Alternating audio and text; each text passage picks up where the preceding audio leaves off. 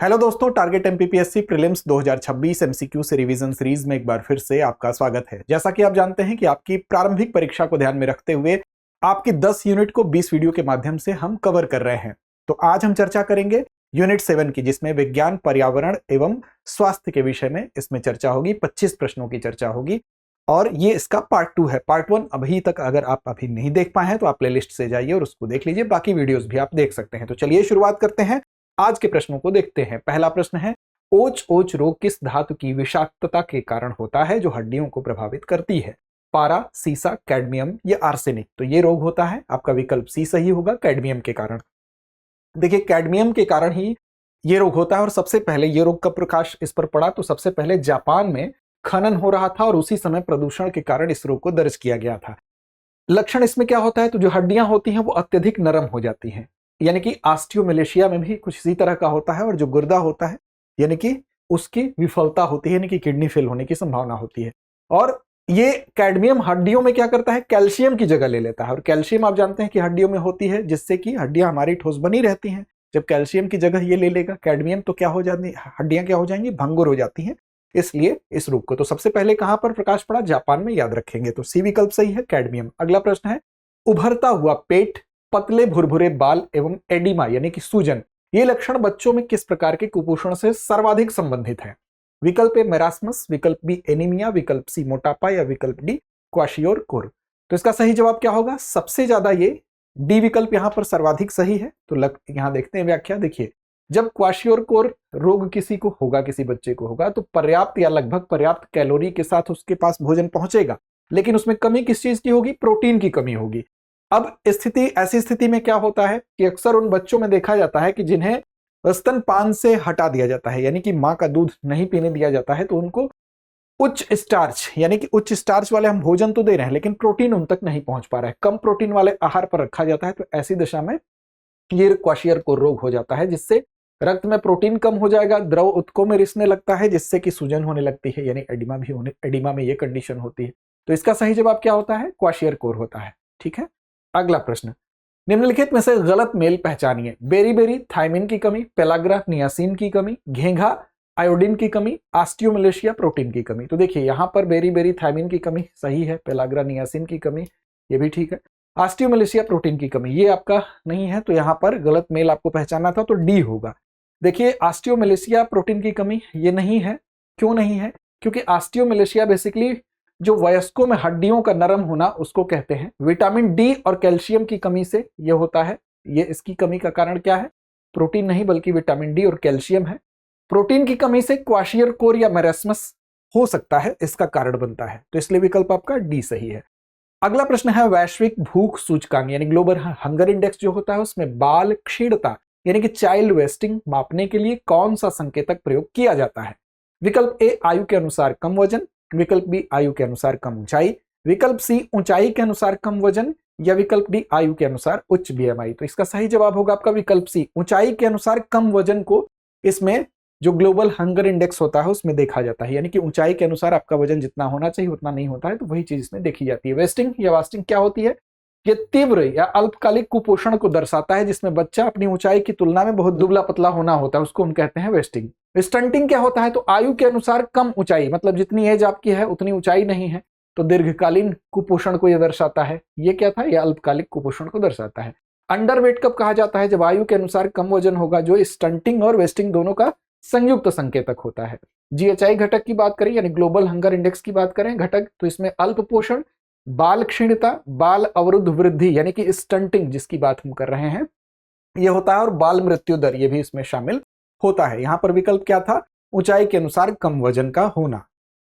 अगला है, cystic fibrosis एक आनुवांशिक विकार है जो कि मुख्यतः किन दो शारीरिक प्रणालियों को प्रभावित करता है? विकल्प ए तंत्रिका और परिसंचरण, विकल्प बी त्वचा और मूत्र, विकल्प सी है कंकाल और पेशी, और विकल्प डी है श्वसन और पाचन। तो देखिए, सिस्टिक जो फाइब्रोसिस होता है बेसिकली इसमें प्रभावित होता है श्वसन और पाचन। कैसे होता है, तो देखिए इसका विकल्प क्या है, डी सही है। देखिए, इसमें जो CFTR प्रोटीन में दोष जब होगा तो उसके कारण शरीर में असामान्य रूप से गाढ़ा और चिपचिपा शरीर श्लेष्मा बनाने लगता है, और उससे दो अंग प्रभावित होते हैं, एक आपका फेफड़ा और एक अग्न्याशय। फेफड़ा क्या होगा, श्लेष्मा वायु मार्गों को जाके अवरुद्ध कर देगा, यही जो श्लेष्मा बनेगा चिपचिपा, और उससे बार बार संक्रमण और फेफड़ों को क्षति होती है। तो पहला फेफड़ा प्रभावित होगा, दूसरा अग्नाशय, क्योंकि यह पाचक एंजाइमों के स्राव को रोक देता है जिससे कि भोजन से पोषक तत्वों का अवशोषण करना कठिन हो जाता है। तो फेफड़ा भी प्रभावित होगा, अग्नाशय भी होगा। तो इसका सही विकल्प क्या होगा? सही विकल्प होगा श्वसन और पाचन दोनों इससे प्रभावित होंगे, डी विकल्प। अगला है, किस सिंड्रोम में महिला में केवल एक्स गुणसूत्र पाया जाता है? विकल्प ए एडवर्ड सिंड्रोम, विकल्प बी पाटाउ सिंड्रोम, विकल्प सी टर्नर सिंड्रोम या विकल्प डी सुपर फीमेल सिंड्रोम। तो सही जवाब है आपका विकल्प सी, टर्नर सिंड्रोम इसका आंसर होगा। देखिए, जो शारीरिक बनावट की बात करें तो टर्नर सिंड्रोम वाली जो महिलाएं हैं सामान्य रूप से कैसी होंगी? उनका छोटा कद होगा, उनके पीछे जो गर्दन के पास आप देखेंगे तो वेब्ड यानी कि ऐसे घुमावदार संरचना हो सकती है, और प्रजनन करने में प्रायः ऐसी महिलाएं दिखा जाता है कि अंडाशय क्रियाशील नहीं होते, यानी कि वे लगभग बांझपन का शिकार होती हैं। तो यहां पर टर्नर सिंड्रोम, सी ऑप्शन आपका सही था।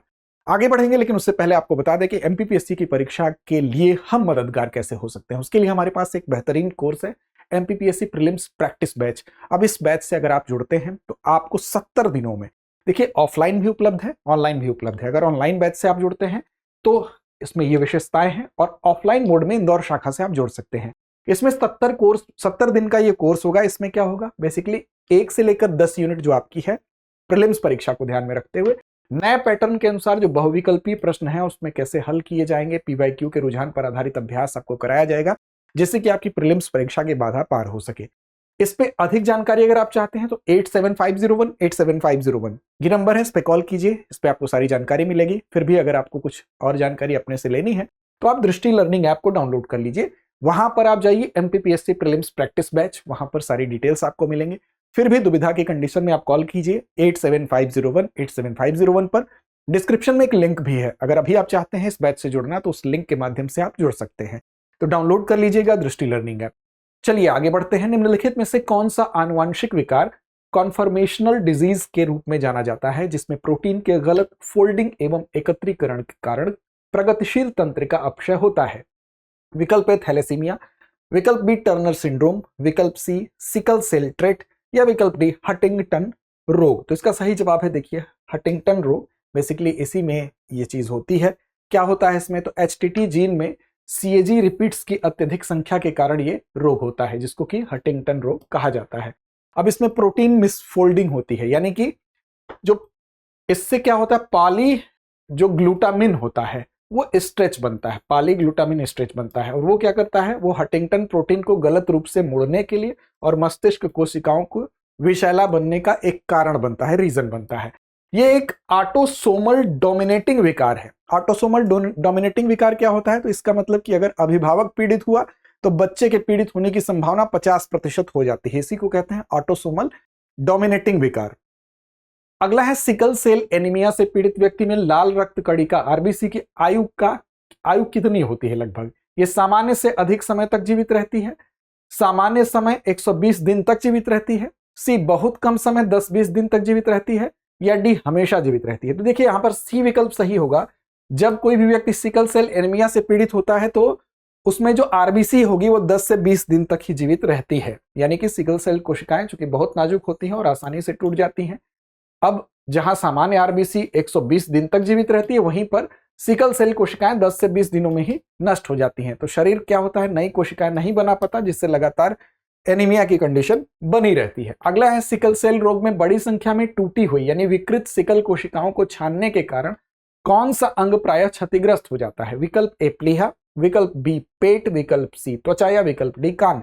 तो देखिए यहां पर सीधा सा जवाब है प्लीहा। अगर थोड़ा भी आपका सामान्य अध्ययन ठीक होगा तो आप इसको सही कर लेंगे, क्योंकि प्लीहा का काम क्या होता है? प्लीहा का मुख्य काम ही होता है पुरानी या क्षतिग्रस्त रक्त कोशिकाओं को छानने का। अब इस रोग में प्लीहा जो है सिकल कोशिकाओं से ही भर जाती है, तो वो अपना काम नहीं कर पाएगी। तो समय के साथ प्लीहा सिकुड़ सकती है या क्षतिग्रस्त हो सकती है, जिससे कि व्यक्ति संक्रमण से लड़ने की क्षमता उसकी कम हो जाएगी। अगला है, टेली मानस पहल 24/7 मानसिक स्वास्थ्य सेवाएं प्रदान करने के लिए किस कार्यक्रम के अंतर्गत शुरू की गई? विकल्प ए राष्ट्रीय तंबाकू नियंत्रण कार्यक्रम, विकल्प बी राष्ट्रीय मानसिक स्वास्थ्य कार्यक्रम, विकल्प सी राष्ट्रीय अंधत्व नियंत्रण कार्यक्रम या विकल्प डी राष्ट्रीय एड्स नियंत्रण कार्यक्रम। तो यहां पर सही जवाब क्या है? यहां पर है राष्ट्रीय मानसिक स्वास्थ्य कार्यक्रम, बी विकल्प आपका सही हो गया।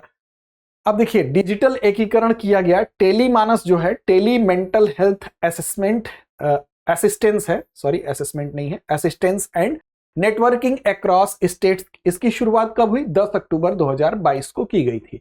क्या उद्देश्य था? तो 24/7 टेली काउंसलिंग के माध्यम से समान, किफायती और गुणवत्तापूर्ण मानसिक स्वास्थ्य सेवाओं को सार्वभौमिक तौर पर यानी सब तक इसकी पहुंच को सुनिश्चित किया जाए। और यह MMHP के अंतर्गत एक डिजिटल घटक है जो प्रत्यक्ष विशेषज्ञ सेवाओं से सुनिश्चित जुड़ाव प्रदान करता है। तो राष्ट्रीय मानसिक स्वास्थ्य विकास कार्यक्रम से इसका संबंध है। आगे बढ़ेंगे।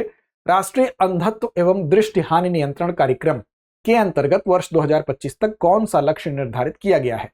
विकल्प ए, अंधत्व की व्यापकता को 1% तक कम करना, अंधत्व की व्यापकता को 0.25% तक कम करना, या 100% नेत्रदान दर प्राप्त करना, या 1 वर्ष में मोतियाबिंद का पूर्ण उन्मूलन। सही जवाब आपका विकल्प बी होगा, क्योंकि अंधत्व की जो व्यापकता है उसको 0.25% तक कम करना ही इसका लक्ष्य है। राष्ट्रीय स्वास्थ्य नीति के अनुसार वर्ष 2025 तक अंधत्व की जो व्यापकता है उसको हम कितना कम करने का लक्ष्य रखे थे? तो 0.25% तक कम करने का लक्ष्य रखा गया था।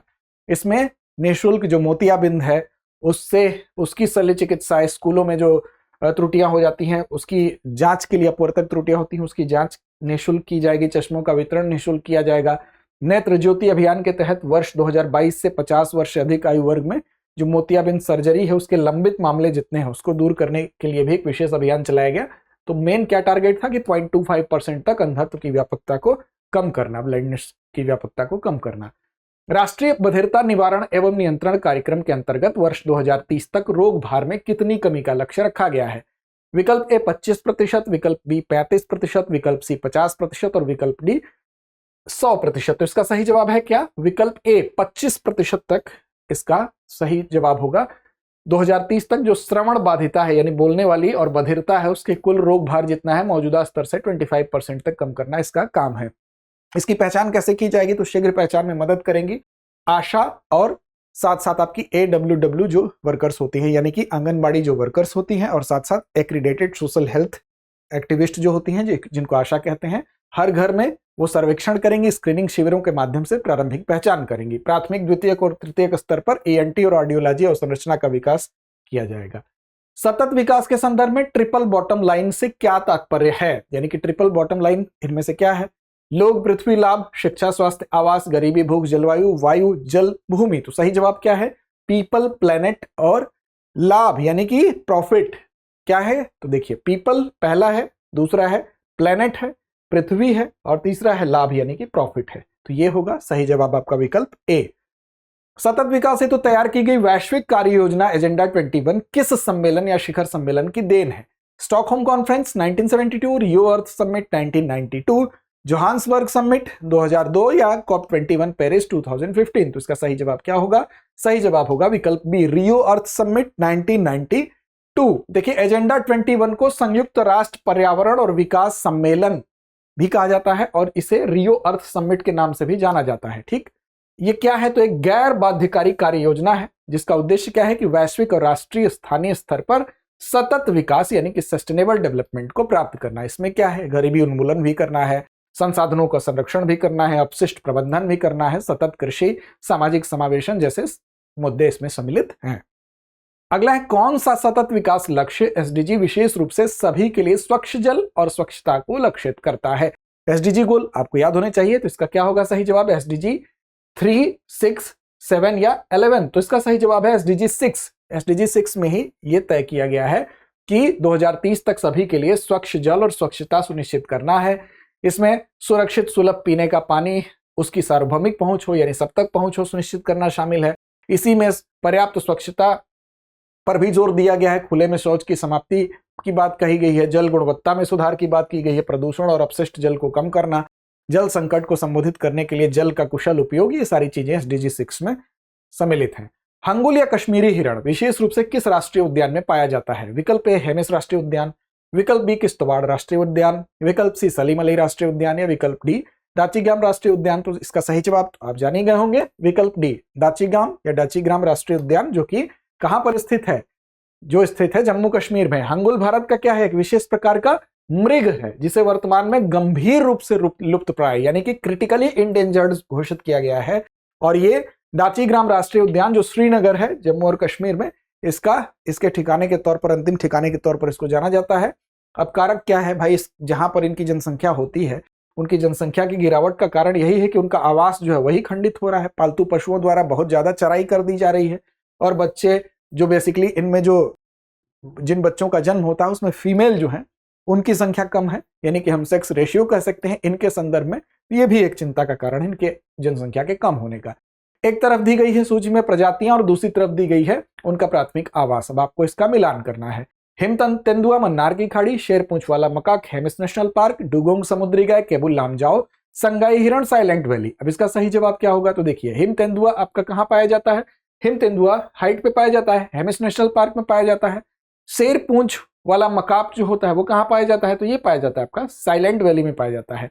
फिर आपका डुगोंग समुद्री गाय की बात कर लें कहां पर, तो ये मन्नार की खाड़ी। और संगाई हिरण की बात कर लेंगे तो ये केबुल लामजाओ। तो ये आपका विकल्प कौन सा सही हो जाएगा, इस लिहाज से आपका विकल्प ए सही हो जाएगा। तो इसका ए विकल्प सही है। देखिए हिम तेंदुआ लेह हिमाचल यानी कि हाइट पर पाया जाता है, हेमिस के ऊंचे ठंडे रेगिस्तानों के लिए अनुकूलित है, तो वो सही था। शेर पूंछ वाला मकाक पश्चिमी घाट यानी कि साइलेंट वैली के उष्ण कटिबंधीय सदाबहार वनों का स्थानिक है। डुगोंग की बात करें तो एक समुद्री शाकाहारी जीव है जो मन्नार की खाड़ी के समुद्री घास के मैदानों में पाया जाता है। संगाई की बात करें तो मणिपुर के तैरते हुए फुमडिस के लिए अनुकूलित है। तो इस तरह से सही विकल्प आपका विकल्प ए था। निम्नलिखित में से कौन सा लेंटिक यानी स्थिर जल इकोसिस्टम है, नदी, धारा, झरना या तालाब। सिंपल सी बात है, तालाब इसका सही जवाब होगा क्योंकि इसका जल क्या होता है, लेंटिक होता है, स्थिर जल होता है। अब देखिए ताजे पानी के इकोसिस्टम को दो भागों में बांटा जाता है। एक भाग लेंटिक होता है यानी कि स्थिर जल होता है और एक भाग आपका लोटिक होता है यानी कि बहता जल होता है।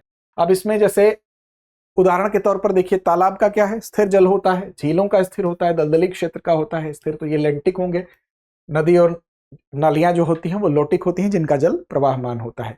गतिशीलता की अगर बात करें सिस्टम में, लेंटिक सिस्टम में अक्सर उच्च तापीय स्तरीकरण होता है और स्पष्ट क्षेत्र जैसे लिथरल और लिमेटिक जोन पाए जाते हैं, तो ये भी आप याद रखेंगे। आगे बढ़ेंगे। जैविक विविधता को आनुवांशिक रूप से संशोधित जीवों से उत्पन्न संभावित जोखिमों से सुरक्षित रखने हेतु विशेष रूप से कौन सा प्रोटोकॉल बनाया गया है, Nagoya protocol, Montreal protocol, Kyoto protocol या कार्टाजेना प्रोटोकॉल। तो सही जवाब क्या है, जैव विविधता के लिए आपका यहां पर इस लिहाज से विकल्प डी सही होगा। कार्टाजेना प्रोटोकॉल की बात करें तो कार्टाजेना प्रोटोकॉल ऑन बायोसेफ्टी 2000, और ये बायोसेफ्टी से संबंधित एक अंतरराष्ट्रीय समझौता है।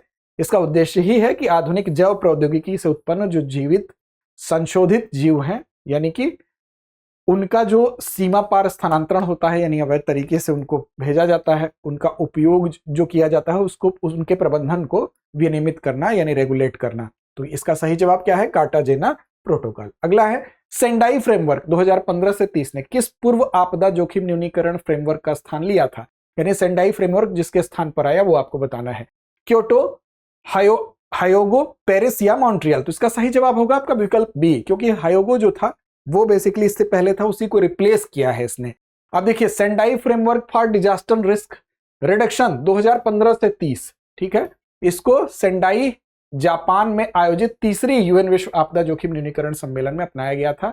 और हायोगो फ्रेमवर्क फॉर एक्शन 2005 से 15 जो इसकी जगह ली थी इसने, सेंडाई फ्रेमवर्क ने। हायोगो फ्रेमवर्क का मुख्य ध्यान राष्ट्रों और समुदायों की आपदाओं के प्रति लचीलापन बढ़ाने पर था, जबकि सेंडाई फ्रेमवर्क आपदा प्रतिक्रिया से ध्यान हटाकर आपदा जोखिम रोकथाम कैसे की जाए, उसको न्यूनीकरण उसका कैसे किया जाए, इस पर जोर देता है। अगला है भारतीय मौसम विभाग की चेतावनी प्रणाली में कार्यवाही करे टेक एक्शन का संकेत देने वाला रंग कौन सा है, रंग आपको बताना है। जब मौसम की चेतावनी प्रणाली होती है उसमें अलग अलग रंग जो होते हैं अलग अलग चीजों को डिनोट करते हैं, तो यही आपको बताना है, पीला, हरा, लाल या नारंगी। तो यहां पर पूछा क्या जा रहा है, पूछा जा रहा है टेक एक्शन किस रंग से पता चलेगा, तो लाल रंग जब आएगा तो वहां पर उसका मतलब होता है टेक एक्शन। इसी तरह से हरा रंग होगा तो इसका मतलब कोई चेतावनी नहीं, ठीक है स्थिति। पीला होगा तो सतर्क रहने की बात होती है और ऑरेंज होगा तो तैयार रहने की बात होती है। तो आईएमडी का जो रंग कोडित चेतावनी प्रणाली है उसमें लाल रंग का मतलब होगा टेक एक्शन। राष्ट्रीय आपदा प्रबंधन संस्थान का मुख्यालय कहां स्थित है, विकल्प आपके सामने है, नई दिल्ली, हैदराबाद, पुणे या नागपुर। तो सही जवाब क्या है, नई दिल्ली में स्थित है, विकल्प ए आपका सही होगा।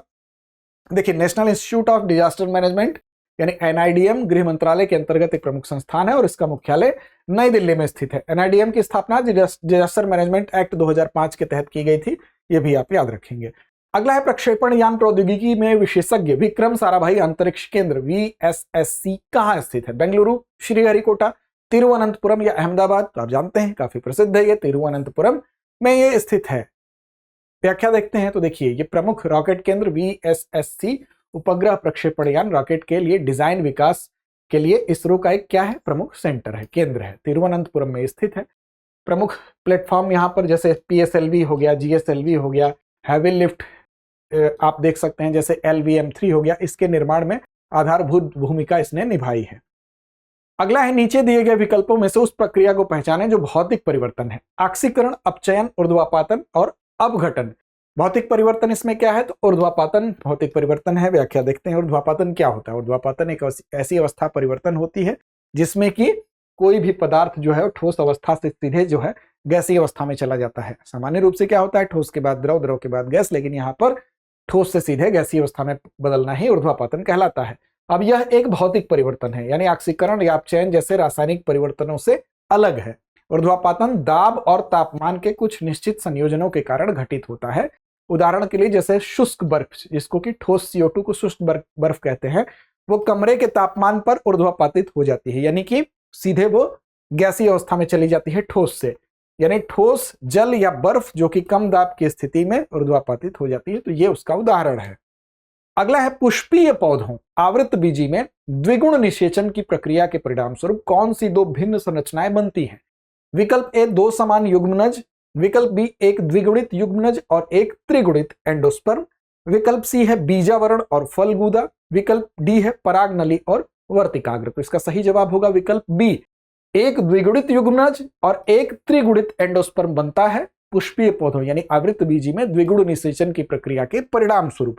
अब देखिए यहां पर दो नर युग्मक अगर होंगे तो परागण के दौरान परागकण भ्रूण कोश में दो नर युग्मक यानी कि शुक्राणु कोशिकाओं छोड़ता है, जिसमें पहला जो होगा नर युग्मक अंड कोशिका से मिलेगा और 2n यानी कि द्विगुणित युग्मनज बनाता है जो आगे चलकर भ्रूण में विकसित हो जाता है। और दूसरा क्या करेगा, दूसरा नर युग्मक भ्रूण कोश के केंद्र में स्थित दो ध्रुवीय नाभिकों से मिल जाता है और 3n यानी कि त्रिगुणित नाभिक बनाता है। तो इस तरह से आपका विकल्प बी सही है। आगे बढ़ेंगे और आपके लिए महत्वपूर्ण सूचना, अगर आप अपनी MPPSC की तैयारी, GS की तैयारी बेहतर तरीके से समग्र रूप में करना चाहते हैं तो आपके लिए हमारे पास है।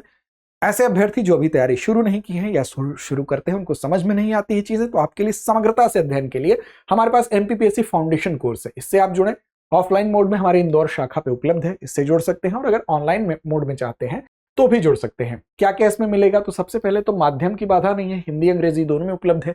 विशेषता यह है कि 500 प्लस कक्षाएं हैं, 2 साल तक इस कोर्स की वैलिडिटी होगी, असीमित बार इस 2 साल में आप ऑनलाइन माध्यम में अगर लेते हैं एडमिशन तो देख सकते हैं। साथ साथ 2 वर्षों तक प्रीलिम्स टेस्ट सीरीज भी आपको निःशुल्क मिलेगी, इसमें जो फीस आप देंगे उसी फीस के अंदर। अधिक जानकारी अगर आप चाहते हैं तो 8750187501 इस पर कॉल करिए।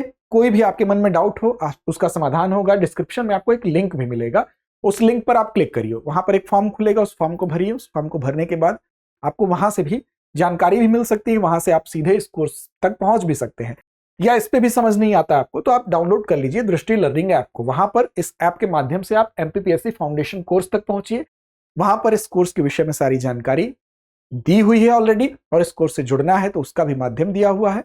फिर भी अगर आपके मन में कोई डाउट है तो आप इस नंबर पर कॉल कर सकते हैं जो कि 8750187501 है। अब इस कोर्स में समग्रता से आपको आपकी प्रीलिम्स और मेंस दोनों की GS की तैयारी कराई जाएगी। तो लड़ते रहिए, अपने लक्ष्य की ओर बढ़ते रहिए। पिछले एपिसोड अभी तक आप अगर नहीं देख पाए हैं तो उसको प्लेलिस्ट से देख लीजिए। अगले एपिसोड के साथ फिर मिलते हैं। अब एग्जाम की तैयारी को और बेहतर करने के लिए हमारे चैनल को लाइक, शेयर और सब्सक्राइब करना ना भूलें।